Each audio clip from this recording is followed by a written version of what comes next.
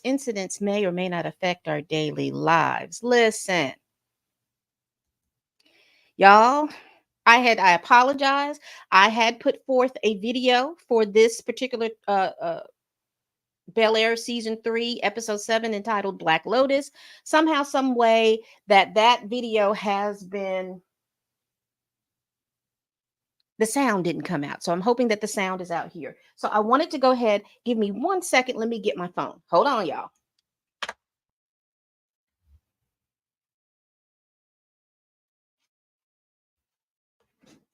All right.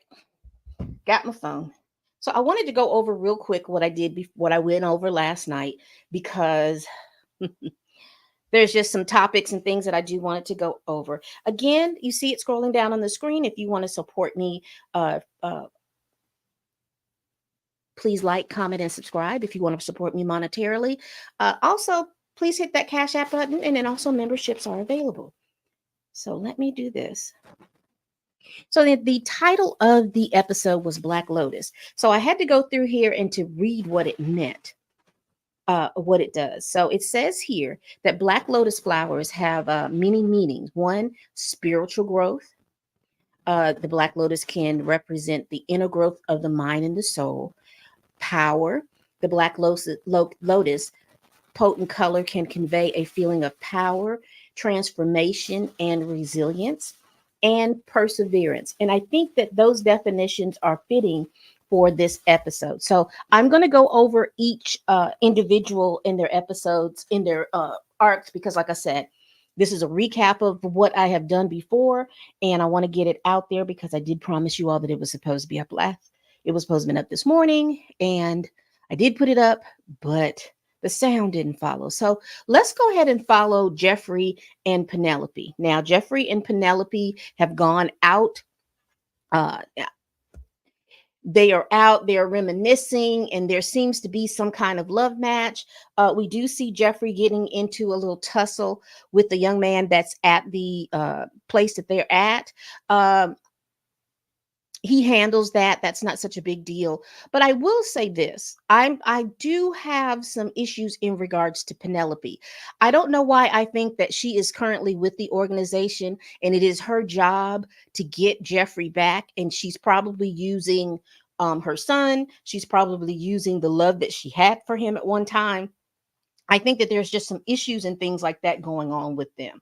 So I got my good eye on Penelope. Now she tells us that she's working at a department store, but I got my good eye on Miss Penelope because I do think that she is working on trying to get Jeffrey back.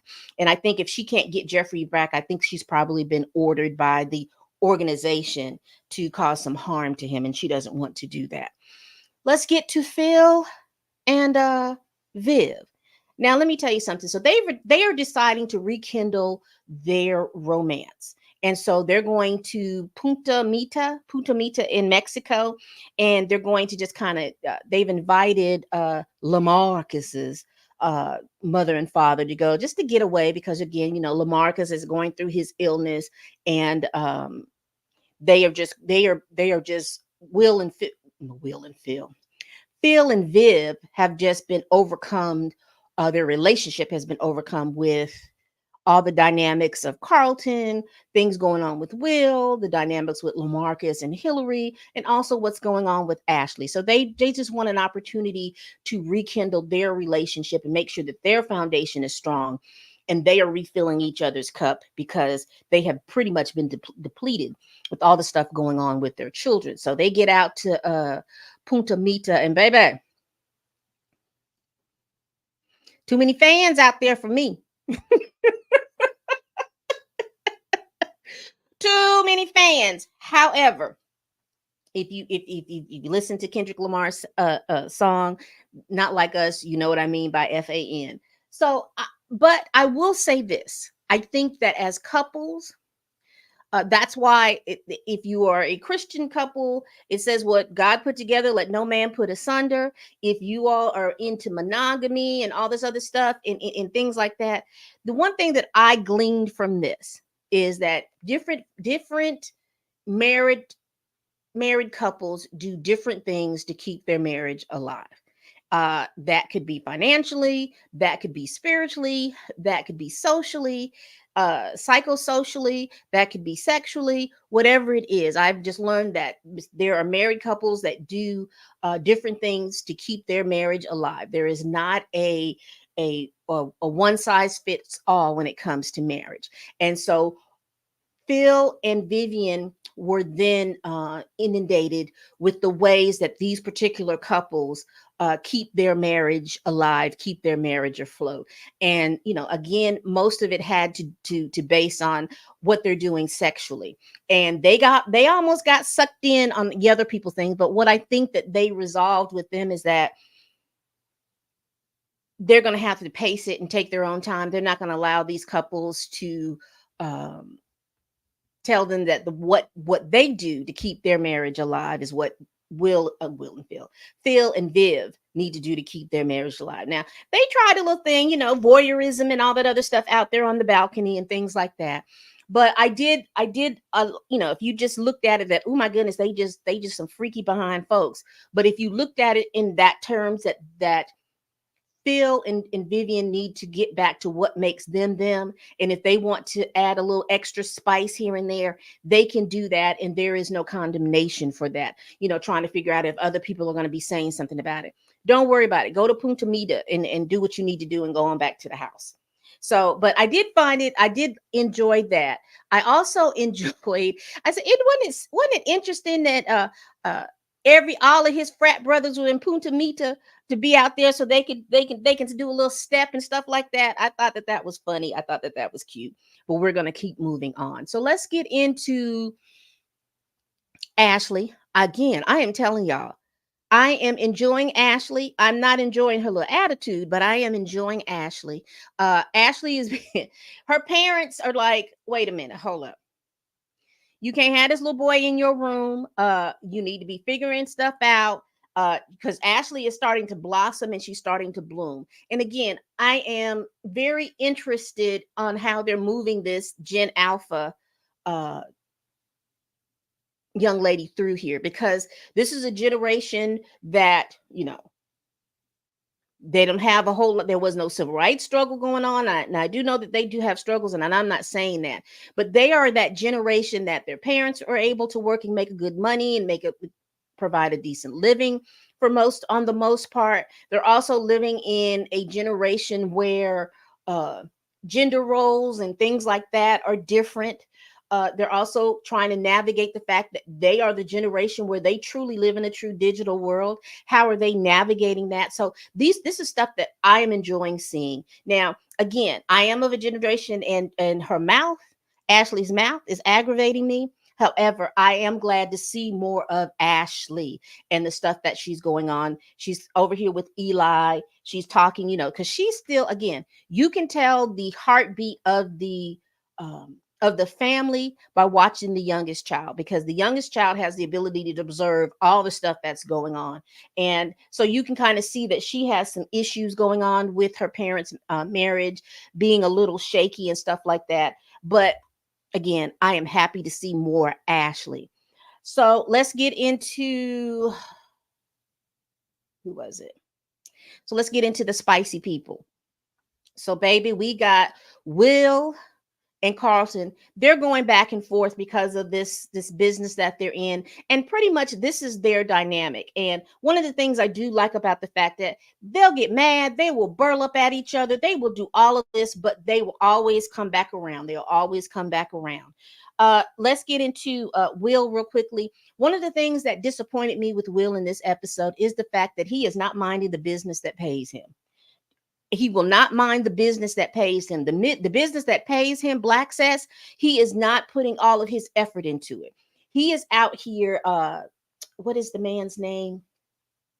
Construction man. I can't think of what his name is. He came right before with Viv and Phil went to Punta Mita to go on their vacation. He comes over and he's explaining that there's a lot of stuff going on. He's still having the sabotage issue.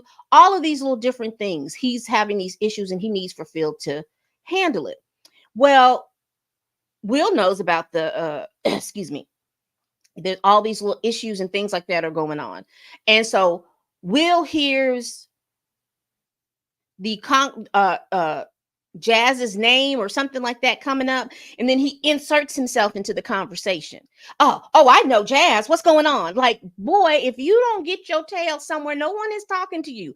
You don't have any of the resources or anything to attribute to this conversation. You're interjecting yourself into a conversation that you should not interject yourself into. And he does that. He's all upset. So he runs over there to Jazz to see what's going on, and he runs into the middle of a meeting. The community is having a meeting. So he hears his father's name, or he hears his uncle's name, and then he wants to sit and wants to get into it, and he's listening to what's going on and all that other stuff. And again, I don't have an issue with that particular part, because Jazz is who you're trying to help with your business. That's the business that pays you, that minds you. So we get back to Carlton, him and Carlton. They haven't, because their parents are going to be gone away for the weekend, and you know how the teenagers are. They want to be able to have a little party. They want to have a little get together. So they decided they want to have their girlfriends over, and they invited their supervisor, Ty, I think his name is, to come with his girlfriend, and they're just going to kick it around the pool and everything like that. Who does Ty come over there with? Oh, Jackie. Now, let me tell you something about Jackie. Jackie is finding her way to be able to get over there with Will. She is just absolutely trying to find some kind of way to get over there with Will. And I want us to pull out for a moment, and I want us to be able to recognize this type of behavior. All right. She had a brief relationship with Will. She's still in that particular brief relation. She wants that relationship to kindle, but she does not understand or have the. Now, also, I blame Will, because Will was not clear about that. She's figuring if she does all of these different things, showing Will that she can be of service and of help for him, that he will choose her.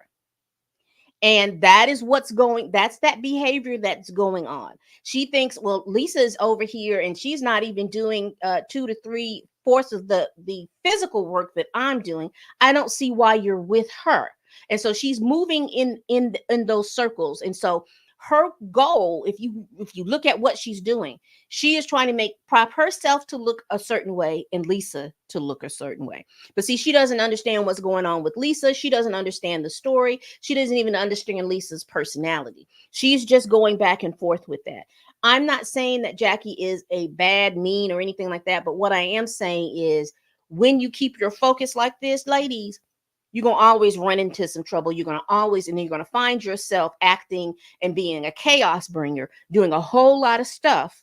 And people, now when you get around you, then you will be that young lady that'll sit up here and say, I don't like girls. They too messy. I can't be around them and stuff like that. No, that's because you're the one creating the chaos around, because you're so laser focused in getting the attention of this young man. So he does tell her, look, I'm with Lisa now. I just need for you to know that. And she's like, yeah, cool, whatever. Lisa's there. Amir is there. I call her Rehab Bay. But Rehab Bay is, she's tweaking. That's the way she looks like to me. She's tweaking or something, because everything is like, oh my gosh, everybody's this. And she wants everybody's focus to look at her like she is this, as I guess, a savior for Carlton. And she's running around here causing all kinds of confusion. She's a junkie. And at first she's an adrenaline. She's a booger sugar junkie. And now she's an adrenaline junkie, because she's always just substituting her addiction. She's not getting help for it. She just keeps substituting something for it. And so Carlton, in the middle of his sobriety, he doesn't see that with her. He just sees that he's in love with her. He wants to be able to work it out with her. And he wants to be there for her, like she's there for him, what she believes, because she's providing some favors of the sexual point on him. So he's like, oh, she loves me. She likes this. Now, with Rehab Bay, you remember when she missed the dinner? Because I believe she was tweaking at that point. You remember when she missed the dinner last episode, and then she kept saying, oh, this is the anniversary of my sister's death. Now, you remember that. Now, that was supposed to have been a few days ago. I'm assuming we are at least a week ahead of when that particular thing had happened. Okay, I'm making that assumption. And so she said that the reason that she was late, because this was the anniversary day of her sister's death. I want y'all to remember that. Now, as we continue on with the sixum, they're out around the pool and they decide to play truth or dare. And Carlton pulls out his little slip and it asked them who did he lose his virginity to. And then everybody got quiet, baby. I'm talking about the crickets weren't speaking out there because they were they wanted to know the answer to that. And the answer was that Carlton lost his virginity to Lisa. And Lisa is now dating the cousin, which is Will. Messy, messy, messy all around. You see old Jackie sitting over there like, see, I haven't done anything like that. So you know that I'm a little bit better than Lisa with that. And it's like Lisa's like, it is what it is. It was complicated. Everything is worked out and we're fine. I'm with Will, he's with Amira, you're with nobody, everything come out. Now, let me go ahead and fast forward through all of this. Lisa also mentioned she's also mentioned that she's had a lot of issues because she's having to help take care of her little brother. Her stepmom is not doing anything. It sounds like the stepmom is in some postpartum depression.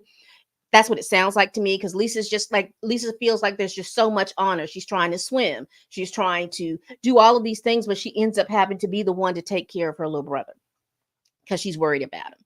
So at the end of all of this, Carlton and Will get into it and the girls kind of separate them or whatever. And so they decide that it's time for them to go home. So as they're preparing, changing out of their swimsuit back into their street clothes to go home, Lisa kind of mentions, oh my gosh, been in the pool, I'm a little ashy. Do you have any lotion, anything, any kind of lotion or anything like that? So Amira's like, sure, you could go in my bag and look for it.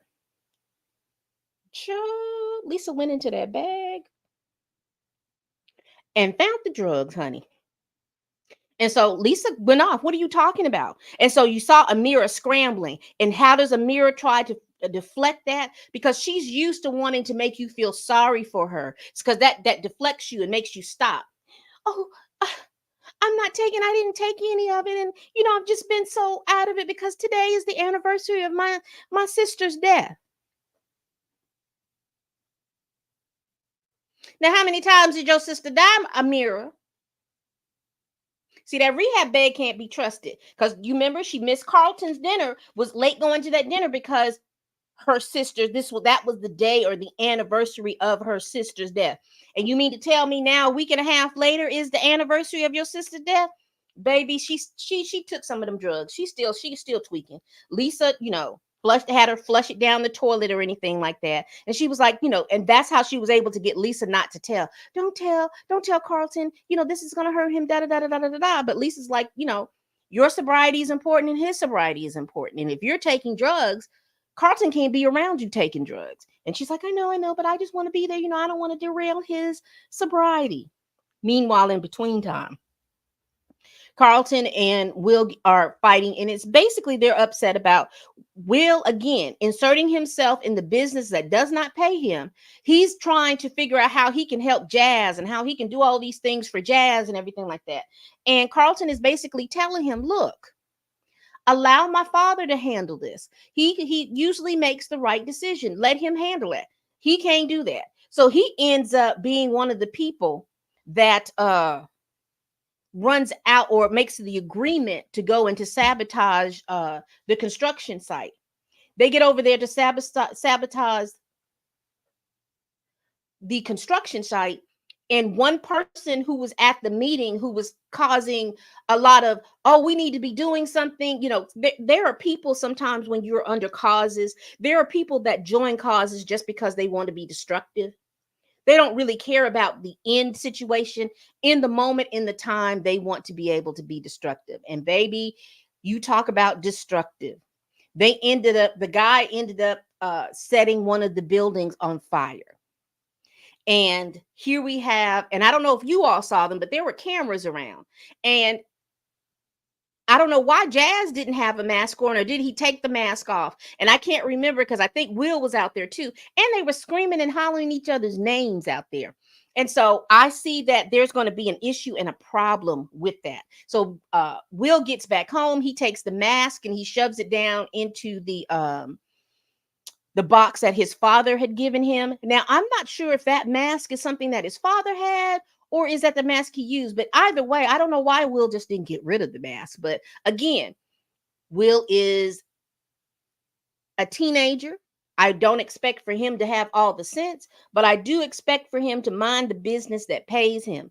He's not minding the business that pays them, and now he has put himself in a whole heap of more trouble than he would have if he would have just allowed for Uncle Phil to handle the situation like he is. He is now contributed to the situation, so now he's going to be in the middle of a whole bunch of mess. Now I'm trying to find the word.